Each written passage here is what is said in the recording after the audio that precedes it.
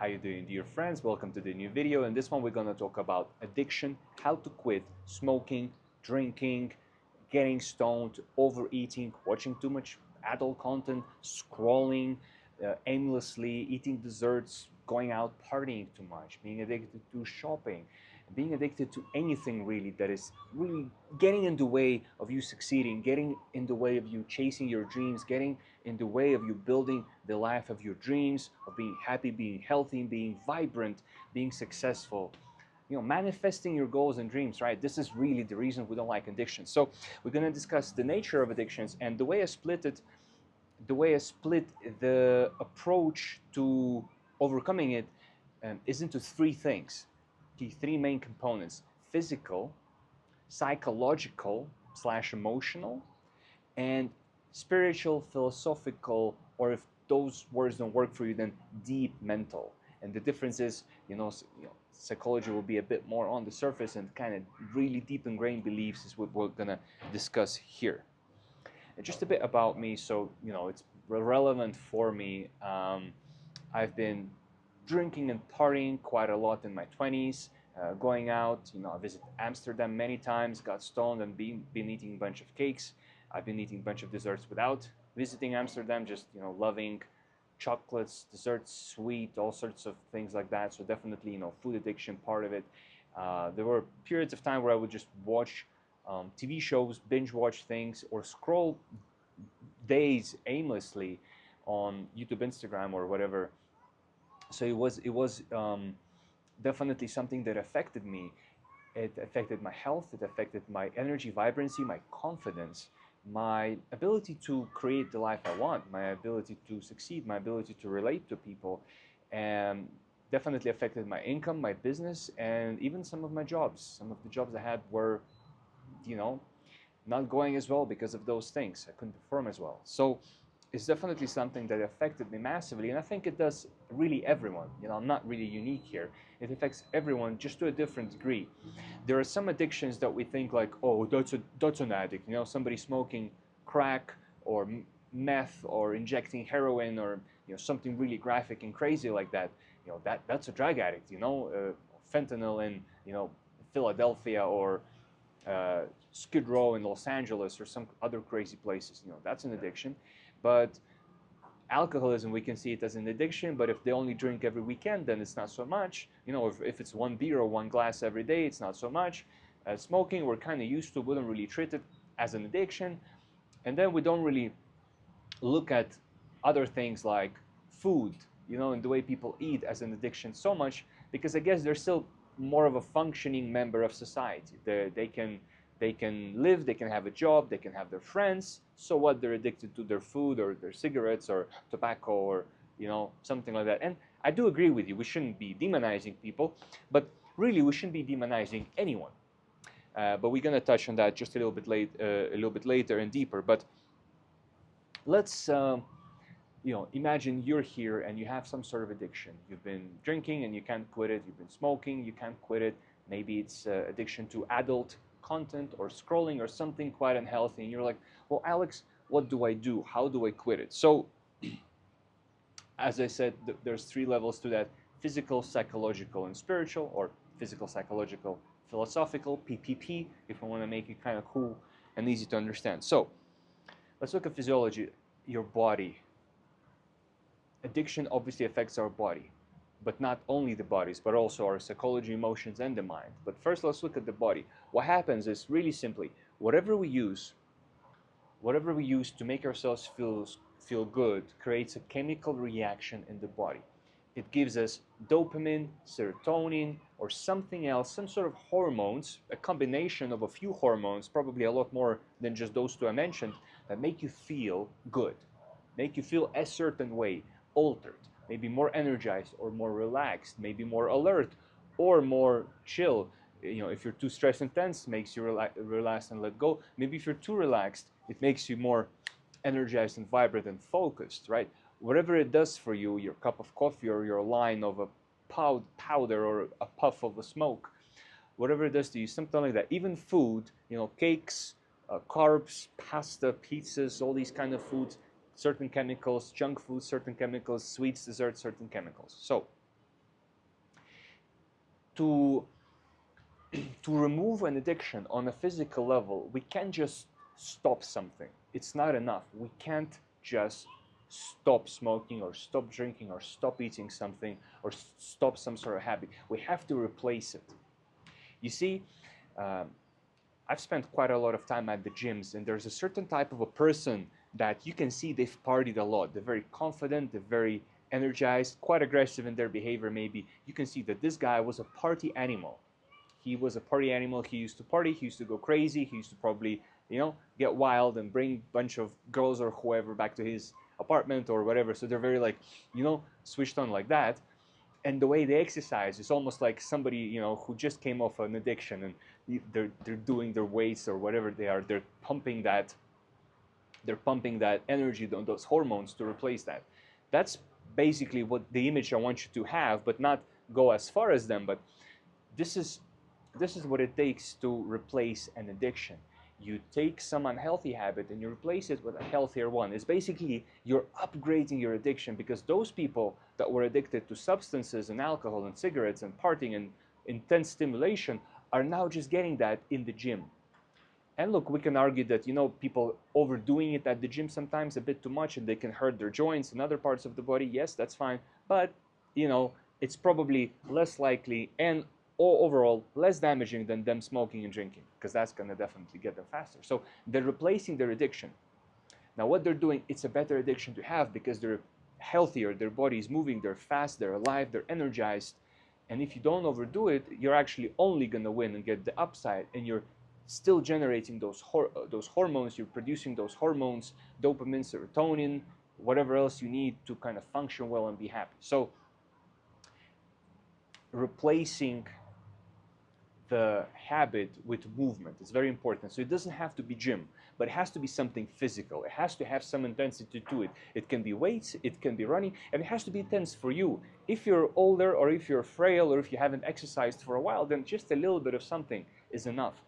Dancing, yoga, aerobics, HIIT, HIIT training, any sort of fast sprinting or slow running or walking is enough, to be honest, especially if you're in a nice place where it's nice to walk. A nice walkable place, a hike is amazing, rowing, swimming is incredible, pull-ups, calisthenics, handstands, headstands, all that stuff is incredible, gym, intense workout, martial arts, all of that stuff. You just have to replace your habit with something that you're getting that intensity, you're getting those energies, and also you're getting those emotions.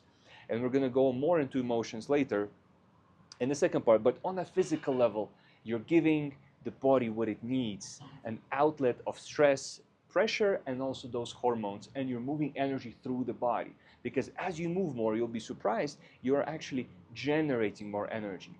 And somehow you will feel tired maybe after the exercise. The next day you'll have more energy. So by you being energetic, you're generating more energy. That's just how it is. That like attracts like. So always start moving or keep it moving or move more depending on where you're at. And that's very important. So that's kind of the physiological level. And I'm going to add something to this. Stretching is good, but yoga is not just about stretching. The way yoga works is it helps to realign the way energy is in your body. And yoga is known, especially in the long term, to produce very good results for people who are struggling with addiction. So whatever you do, I really recommend you add some yoga to it or a lot of yoga to it if it's something you really wanted to do. And if you're like, nah, yoga is for girls and it's not cool, then at least once a week add yoga into your routine. But if you're like, oh, I actually wanted to do yoga, then this is me telling you that yoga is historically proven to help people with any addiction and just becoming more conscious and aware of their system, of their body, becoming more aligned. But I'm going to go more into that when I touch meditation as well, because that kind of touches both physical and physiological. Because I'm doing those separations not to say that there's separate physical and separate emotions. They're all connected. They all affect each other. They're all interconnected. It's not like a completely separate thing. Yet we're kind of moving from a more coarser, something you're doing with your body on big scale, to something finer as we move along this this scale. So as I mentioned, yoga, we can kind of start going into emotional aspect of things. So you have started to replace the hormones and the intensity that your body is getting and the hormones that your body is producing, you're starting to move the energy through your body that you were somehow getting with your substance or by consuming that substance or something that you used to do. For example, when people get drunk, they start dancing and singing. Well, what it really means is that you want to dance and sing, but you can't because you have a psychological block. Psychological and emotional block for you to dance and sing. You want to dance and sing. Coming from my background, Eastern European Russians love to get drunk and sing. I've been to China, I see Chinese getting drunk and then they want to sing. Or all Asians, Thai people, I've seen them, Indonesians do all the time. They love to get drunk and sing, right? Some people love to do it sober, but most people need to get drunk to sing. Most people need to get drunk to dance. And it's not that they need the physical thing, it's something happens mentally that in the mind, certain fears get inhibited, so now they feel that they don't care enough. And so this comes to that thing that you have psychological blocks that are not allowing you to live the life you want, that are not allowing you to do what you really want. They're not allowing you to experience the life in the way you really want to. So let's look into some tools to fix it. Now, I'm going to present it to you in a very simple way first. You're getting certain emotions, not just the hormones and the physiological effects of relaxation or stimulation. You're getting certain emotions with the substance that you're consuming from the addiction that you're getting. You're getting some sort of emotions. Now what we need to do is replace those emotions. We can't just stop the addiction. We need to replace the emotions. Otherwise, you're going to be void of those emotions.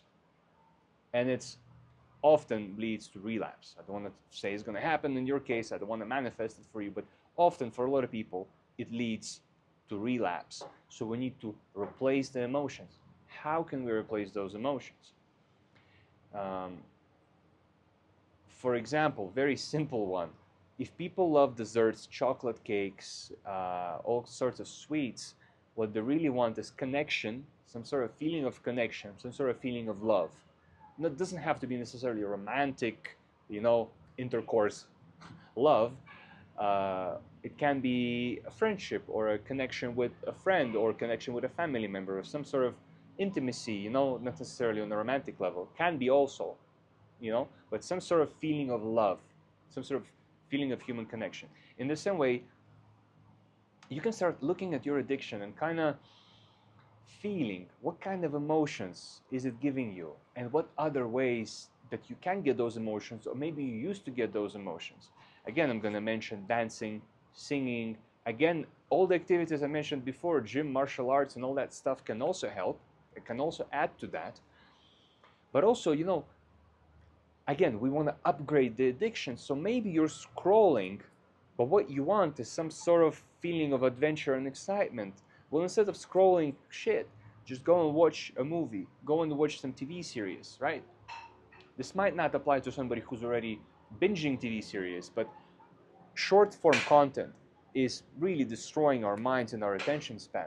When we transition to TV show or a movie, it is usually designed to keep you engaged, but it's not like super fast stimulating. You actually grow to connect with the characters. You actually grow to love the main character or and other side characters, and maybe even the main villain or whatever. You grow to have some sort of feeling connection and intimacy with them. So sort of some sort of feeling of proximity you get from that.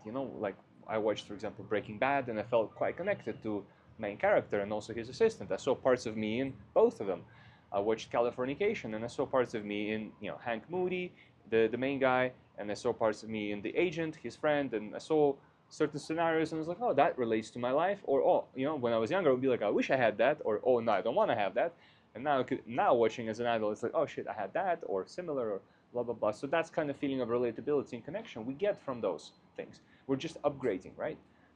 If you're used to socializing with your friend group and all of you also drink when you do that, by you stopping drinking, you kind of also stop hanging out with them. You need to get new friends. You need to get a new friend group to hang out with. You maybe need to join a hiking group or a basketball group, or it could be writing group or book club or some sort of public speaking club or stand-up comedy or something that you're still involved socially, where it doesn't necessarily mean that you have to be drinking, for example.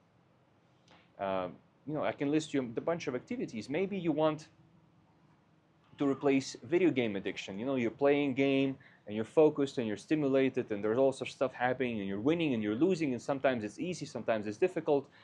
All of these emotions you can get from learning a new instrument.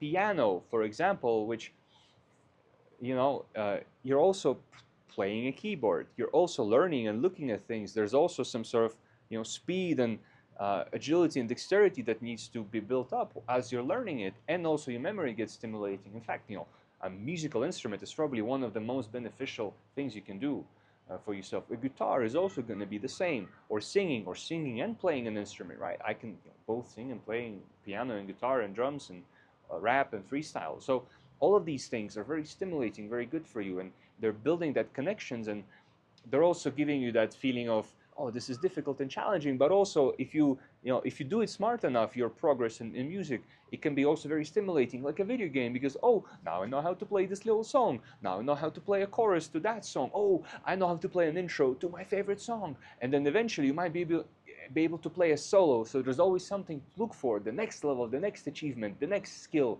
the next ultimate ability, the next golden item, the sword of all gods, or whatever names of stuff they can have for you. It can be like that. I mean, even a video game addiction can be transferred to business, because you can build your progress in business like a video game. KPIs are built for that reason, and then you can give yourself little prizes. When you do 200 cold calls, you're going to give yourself a bar of chocolate. Those kind of things can also work. And so this comes to kind of managing your addiction in a way that you don't want to be. Actually, I'll come back to that later. So replacing addiction. But I guess, yeah, managing addiction can also come to that, because we don't want to be stopping cold turkey. We don't want to be stopping something. If you've been drinking every day, to stop cold turkey. But if you know that on weekdays it's destroying you, or for example you're binge eating certain foods on weekdays, it makes you sleep really bad, and then you wake up really groggy, and then that affects your work, and then that affects your income. You can limit those foods to weekends. For example, Friday, Saturday night, you go binge eat your favorite dessert, and you smoke or drink, and you party crazy. I mean, that's what people kind of do on weekends. But then you kind of come back to sharp, from Sunday till Friday daytime kind of thing. That's a way to do it, which is better than every day, because we want to upgrade. We just want to upgrade addiction, right? That's a way to do it. So these are kind of like little trade-offs, little replacements you can do. It's about finding those emotions. What you really have to be thinking about when you're craving the thing, the item, the scrolling on your phone, or watching some sort of wrong movies, adult movies, or smoking or drinking or whatever, you want to be feeling like, oh, what emotion? What you really ask yourself is, what would I have to be doing to not want this right now? Would that be being on top of a mountain, or having a dinner in Burj Khalifa, or flying on a private jet, or just meeting your family and speaking to your grandmother or mother, or maybe just talking to your girlfriend or wife, or maybe just hanging out with your friends, or just being outside? Honestly, sometimes I have certain triggers for something, and I'm like, man, all I need to do is go outside, see the beautiful scenery, see the beautiful air, and I'm like, I don't need that now, right? That's how easy it is. So emotions, and emotions. This is where it comes to. This is the game of emotions. Managing addiction. And I want to touch on trauma when we're talking about emotions. So a lot of people, when it comes to healing addiction, talk about trauma. There's a very famous author, Gabor Maté. He talks about trauma and addiction, and how trauma causes addiction. And I kind of agree with him. And the solution then makes sense as well. Heal the trauma, and you will heal the addiction. You will heal the reason for the addiction in the first place, because it's unhealthy to replace. If you talk about, for example, replacing alcohol addiction with the gym, well, people who do the gym sometimes do it so much because they're still addicted to it that they hurt their bodies. And I think in the long run, replacing addiction is not really a solid way. We want to dissolve the addiction and not have the addiction in the first place. But if you're not functioning, unable to work, to pay your bills, to eat, to fulfill your goals, it's very hard to heal those things. So we want you to be winning straight away. So by you managing addiction, you can start winning. That will increase your confidence, and with that raised confidence, you will have more courage, less fear, and you will be able to face those traumas and heal them faster. That's something that's quite important. So, trauma healing requires a certain level of courage to go into that, because these are the things we've been avoiding for years, 5, 10, 20, 30 years, 40, 50 years. Some people have been avoiding those traumas. So a certain momentum of success, certain momentum of winner effect is when you have small wins and you stack them over time, will help you to face those demons a lot more efficiently. And also, I really want to be realistic with you. If we talk about majority of society, some people will never heal some of their traumas. It will just not happen. Being realistic. Some things just require too much to heal them, and so they will just end up living with them. That's kind of how it is. So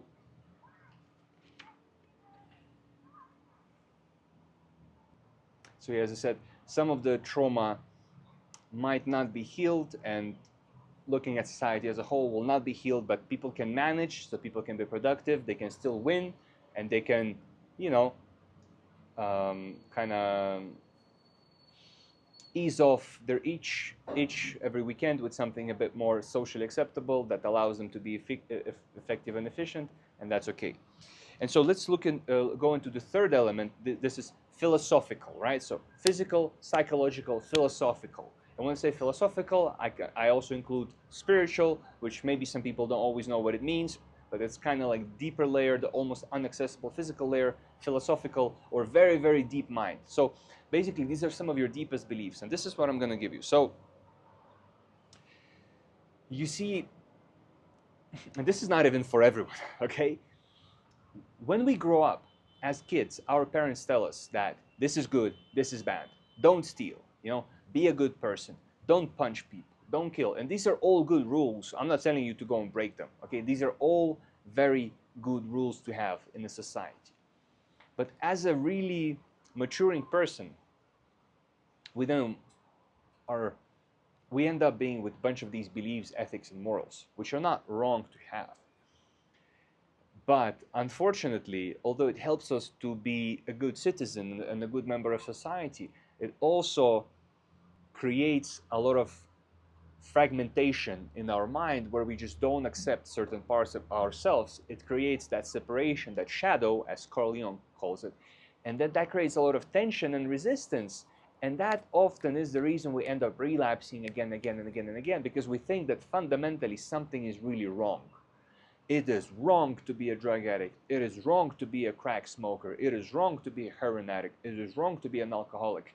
And look, probably a lot of people are going to comment when I say, hey, Alex, are you telling us that it's good to smoke crack? No, I'm not saying it's not good. It's not good and it's not bad. It's neither.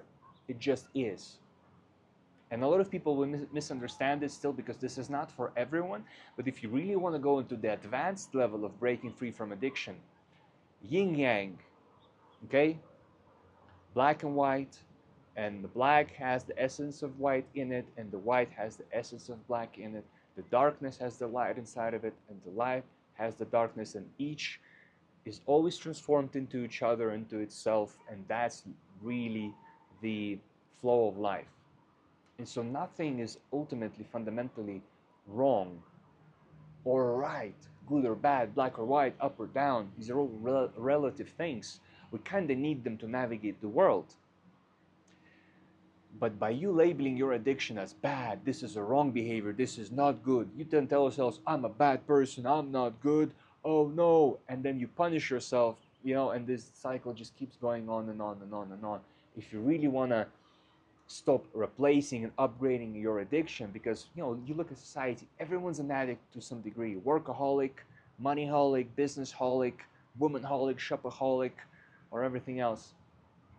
If you really want to snap out of always needing to soothe you need to just move out of this is wrong and this is good thing. And in this way, addiction just dissolves. And then even if you end up doing that same behavior like once or twice again, like having a drink or having like a, after 2 years of sobriety, having like a 1 week or a 2 week or even a month binge, you will easily be able to snap out of those because you'll be like, whoa, wait a second, that was crazy, but without making yourself wrong for it. And I'm going to talk about myself here. I've been I've been out of addiction of like alcohol and smoking for probably about 3 years.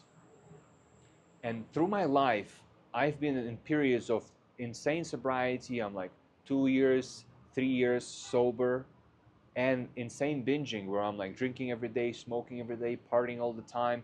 As a young guy, I would love to meet new girls, and there would be times where I would be meeting a new girl every day, sometimes multiple girls a day, and that was like an upgrade of a very compulsive behavior of watching a lot of adult content. I upgraded that. It is better. Of course, it's better because if you just watch videos all day, you can really slump into a troll and become just like, But at least you got to keep yourself sharp and keep yourself looking good and speak well and everything. So you don't completely disintegrate into a complete mess. And so this way, I've been through those kind of periods multiple times. And what I found is, when I was in those, I would label it as wrong. Oh, this is bad, this is wrong. And that would keep me sad and depressed and feel like a loser. And then my need to keep drinking or smoking would persist continuously.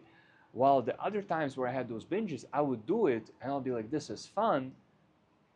And it would be really easy to snap out. It would be really easy to snap out of it. And also because I really instilled a habit. What really helped me to snap out is a new habit of yoga and meditation.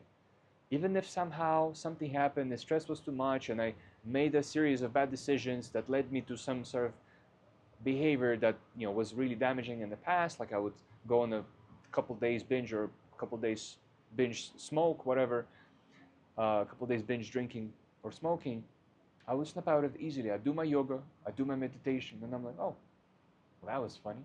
But I would not be like, this is wrong, I should never do it again, because by me trying to create those rules, that's like creating a new belief. That's creating something that's not true, because there's nothing wrong with that behavior. There is nothing wrong. It's completely okay to smoke and drink and smoke crack and do all that stuff. It's okay, it's fine, And that kind of gives that space and freedom, and that's very important, you see, that's very important. So,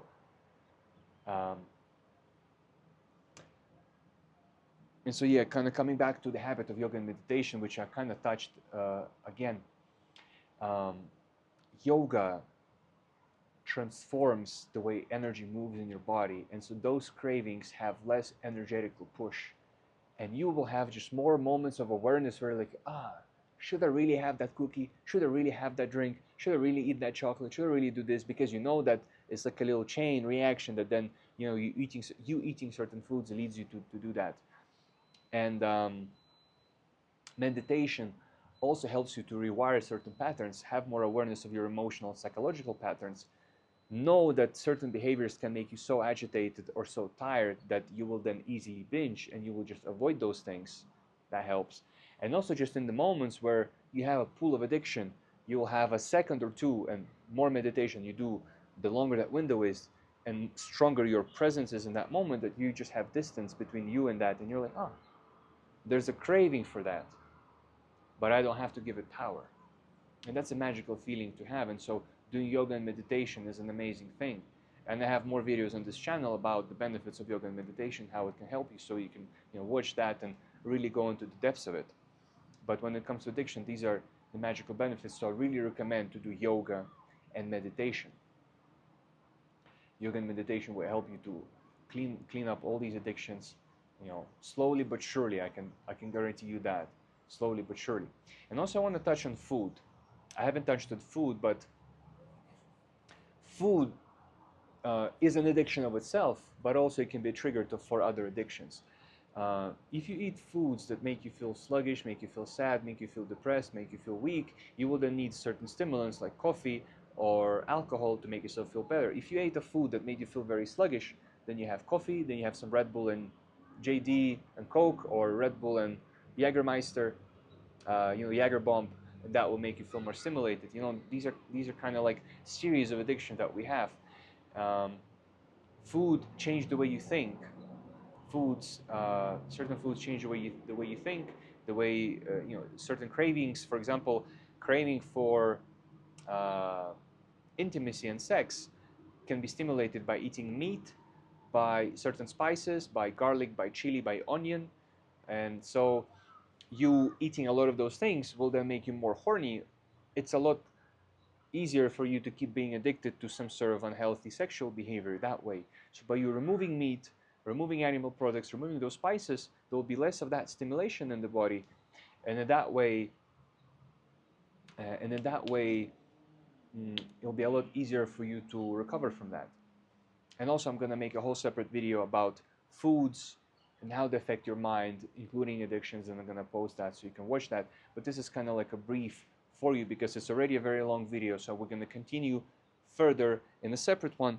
But overall, this was everything. So physiological, replacing physiologically, replacing emotionally and philosophically, really leaning into that deeper wisdom that nothing is really wrong, all behavior is fine, and everyone else is on their journey and on their path, and they are free to behave in whatever way they are, and you are free to behave in whatever way you are, and you're not wrong for behaving, and that releasing yourself from that wrongness, from that sinful feeling, you are really liberating yourself, and then there's just no more pull for that addiction. So thank you for watching. It was a long video. I hope it helps. I hope these tools help you, and my wish for you is to be free from all addictions and to truly experience a wonderful, peaceful, joyful, liberated life. Thank you for watching, and goodbye.